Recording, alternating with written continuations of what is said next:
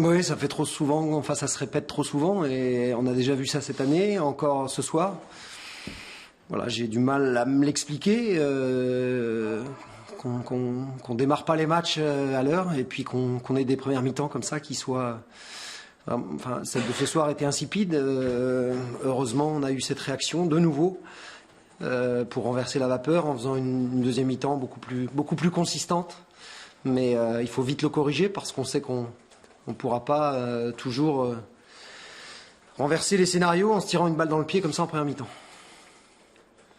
Si on peut regarder le classement, si on le regarde par le bas, vous avez 10 points d'avance sur le premier relégable après 9 journées. C'est déjà un vrai matelas de sécurité. Matelas de sécurité, en tout cas, c'est une marge, mais tout le monde sait que tout ça c'est fragile et que ça peut vite se réduire. Donc non, c'est important de s'en donner pour aussi gagner en confiance, travailler dans la sérénité. Donc c'est vrai que le bilan 14 points au bout de 9 journées, bon, on peut considérer que c'est intéressant, même si on doit aller vers beaucoup mieux encore. Et ce sera forcément en jouant 90 minutes dans les matchs. C'est presque trop de confiance finalement qu'il y a par exemple en... Non. Non, c'est pas ça l'explication. La raison ? Ouais. Non, parce qu'il y a beaucoup d'humilité et que on sait que voilà, on doit être dans l'intensité maximale dès le départ du match. Au contraire, on a donné l'impression en première mi-temps d'une équipe qui avait peur de mal faire. Et ça, par contre, il faut le gommer parce que c'est en ayant ce comportement-là, justement, qu'on fait mal les choses. Et là, par contre, on fait des erreurs. Donc, je préfère qu'on fasse les choses, qu'on prenne les choses en main, comme on l'a fait en deuxième mi-temps, même si on fait des erreurs, même si on fait des bêtises, mais au moins, il se passe des choses. Parce que sur cette deuxième mi-temps, là, la confiance se voit, il n'y a pas de souci dans cette équipe. Ouais, parce que comme contre Angers, on a aussi le mérite d'ouvrir le score très vite dans la deuxième mi-temps, ce qui permet après voilà, d'avoir encore le temps de passer devant. Maintenant, c'est ce que je vous dis. Je pense que c'est pas des scénarios comme ça qui nous permettront, si on veut encore se donner de la marge. On pourra pas démarrer nos matchs à la mi-temps comme on le fait. Enfin, comme on l'a pas fait sur tous les matchs, mais ça se répète quand même. Ceci étant, malgré tout, je me félicite de la réaction et de la réaction des joueurs et de la deuxième mi-temps qu'ils ont produit. De nouveau, ils ont fait preuve d'énormément de personnalité et de caractère. Et ça, c'est aussi une vertu qui est importante parce qu'on sait aussi que quand vous êtes mené à la mi-temps chez vous, en faisant une mi-temps pas terrible comme celle qu'on a livrée en première mi-temps, il y a beaucoup d'équipes aussi qui s'écroulent. Et c'est peut-être pas le hasard non plus si on arrive à renverser ça. Ça fait aussi plusieurs fois que ça se produit. Maintenant, quand on aura de la consistance sur 90 minutes, on peut penser qu'on sera difficile à jouer aussi pour les adversaires. Tu bénéficies aussi d'un double attaquant qui est pas mal en termes d'efficacité, parce qu'ils n'ont pas eu 50 occasions ce soir. Important, ça aussi. Ouais, c'est aussi des raisons pour lesquelles nous sommes allés les chercher, parce qu'on sait que c'est des garçons qui avaient l'habitude de marquer aussi en Ligue 1. Mais à l'image de l'équipe, en première mi-temps, on peut aussi mieux faire dans ce secteur-là. Donc voilà, et on a encore énormément de travail à faire, beaucoup de progrès à réaliser. Voilà, donc malgré les 14 points qu'on a ce soir, il faut rester avec beaucoup d'humilité et le match de ce soir le montre. Tu es très bien placé sur les deux cartons rouges. Est-ce que tu penses que Clément Turpin prend les bonnes décisions ? En tout cas, au départ de l'action, je pense que le Bordelais part pour se faire expulser. C'est juste dommage que Lamine ait eu cette petite réaction-là, parce qu'il a en plus livré une très très belle deuxième mi-temps, notamment. Donc, voilà, il faut qu'on apprenne aussi peut-être à se canaliser sur ce genre d'injustice, parce que c'est vrai que je pense qu'il a eu le sentiment que le Bordelais venait pour lui faire mal, alors à tort ou à raison. Mais en tout cas, je pense que le Bordelais partait pour se faire expulser, et malheureusement, la réaction de Lamine a fait que lui aussi s'est fait expulser, alors qu'à la base, ce n'est pas lui le concerné dans l'action. Des nouvelles des joueurs qui sont sortis, Waris est plus la cuisse. Ouais, Waris, on va faire des examens, mais ça semble pas trop méchant, même si, vous savez, dans ce genre de lésion, il faut être prudent. Wesley avait une douleur aussi à l'adducteur en fin de première mi-temps, donc on a changé, puis Lamine caprice rouge et qui ratera le prochain match à Marseille. Est-ce que comme contre Angers, il a fallu secouer les joueurs pour avoir cette Ça, c'est des choses qui restent dans le vestiaire. Et les joueurs savaient aussi qu'ils n'avaient pas fait la mi-temps qu'on attend d'eux. Et ils ont eu aussi beaucoup de mérite d'avoir cette réaction-là. Moi, maintenant, ce que j'attends, c'est qu'on soit dans l'action dès le départ. Oui, les choses se sont dites, mais qui restent entre nous. Voilà, après, je pense aussi que voilà, on termine une période où on a eu 5 matchs, beaucoup de temps de jeu là depuis un petit moment. C'est important maintenant que la trêve va bien tomber aussi pour que tout le monde puisse récupérer. Même si nos internationaux vont partir en sélection, mais ça va faire du bien. Une trêve internationale, on la passe mieux dans un contexte comme celui-là.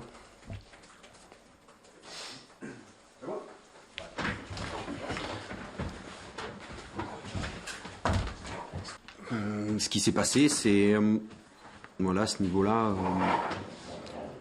je crois qu'on fait beaucoup trop d'erreurs défensives pour prétendre à quoi que ce soit.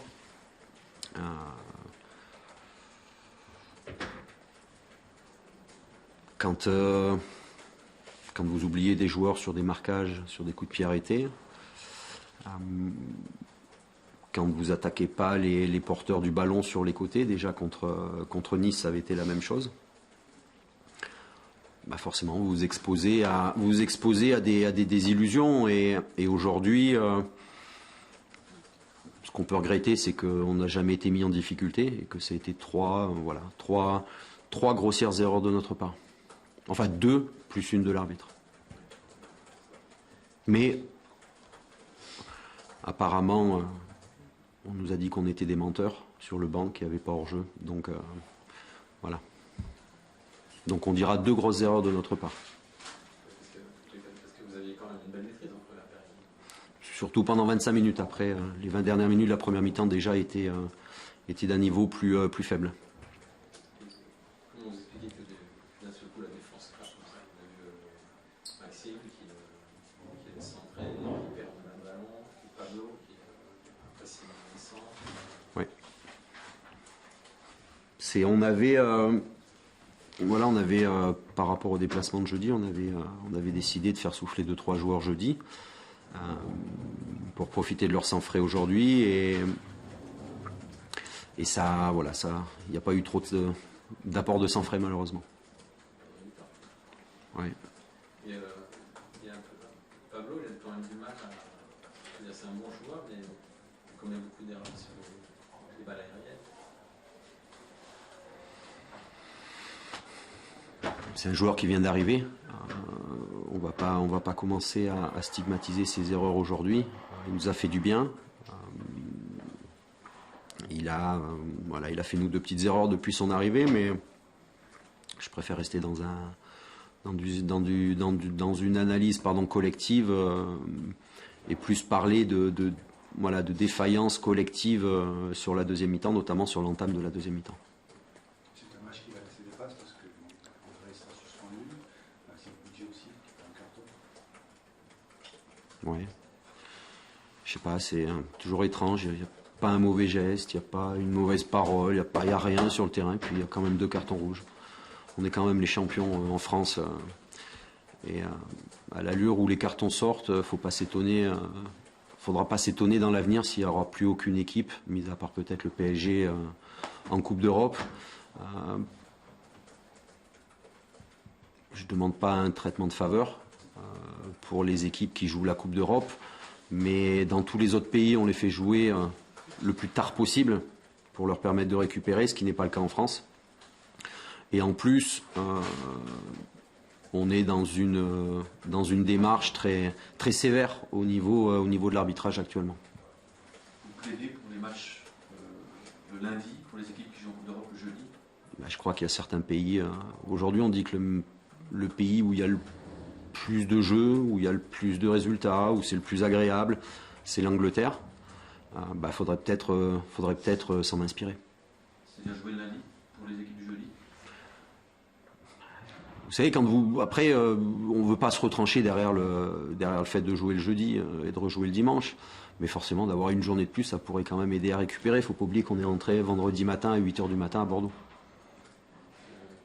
Quelle solution vous avez? Parce que je veux dire, vous perdez à Nice, de la façon dont vous avez perdu, vous perdez encore là, sur quoi, etc. Quelle solution vous avez aujourd'hui pour que ça se renouvelle pas?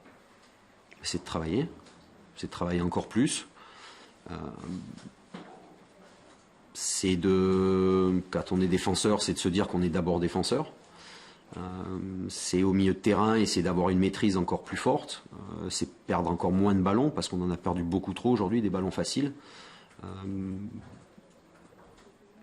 Quand vous avez des successions de matchs comme ça, forcément la maîtrise du jeu est importante parce que ça vous évite de faire trop d'efforts contre efforts.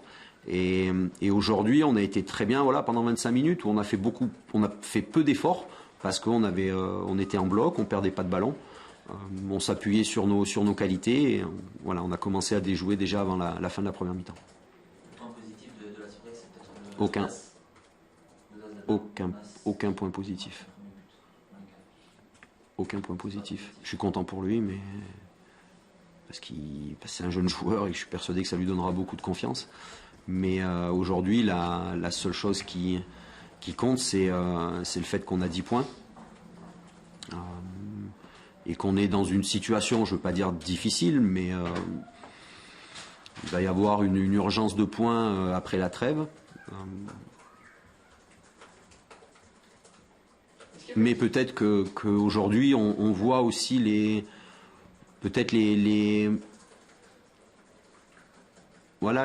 certaines limites qu'on peut avoir. Il ne faut pas oublier qu'on a perdu beaucoup de joueurs qui n'ont pas été remplacés.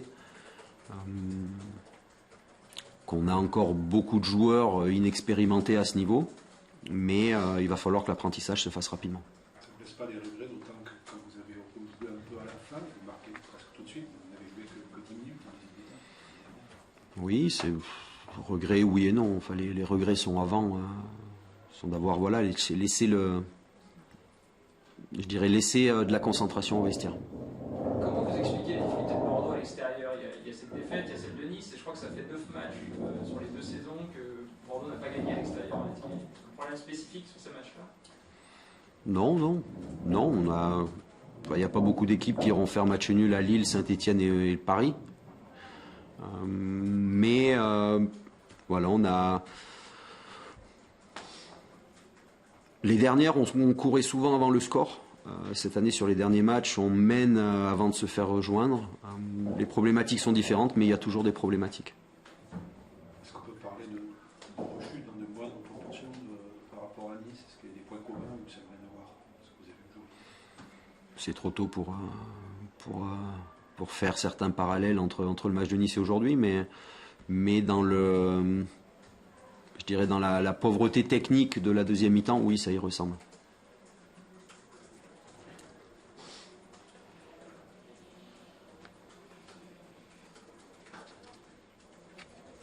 Est-ce qu'il y a déjà de l'inquiétude pour Bordeaux pour la suite de la saison? Pourquoi? Par rapport au constat de carence fait à travers certains matchs depuis le début de saison. C'est pas. Non, il n'y a pas d'inquiétude dans le sens où c'est pas une surprise pour nous. Comme je le dis, je le rappelle, on a perdu beaucoup de joueurs à l'intersaison. On a généralement, quand les équipes finissent une saison européenne, se renforcent. Nous, on a perdu des joueurs, certains joueurs importants dans le vestiaire comme Marc Planus, importants sur le terrain comme Mariano. On a Grégory Sertic sur le flanc, on a Cheikh toujours pas là, Lamine qui a du mal à revenir, enfin qui va revenir après la trêve.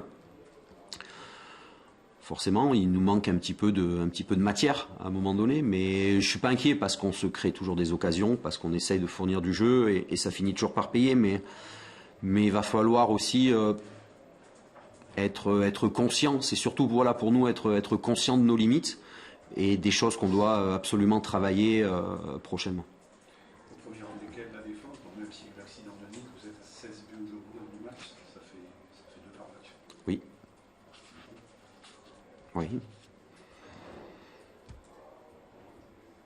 Oui, c'est beaucoup trop. Parfait. Merci.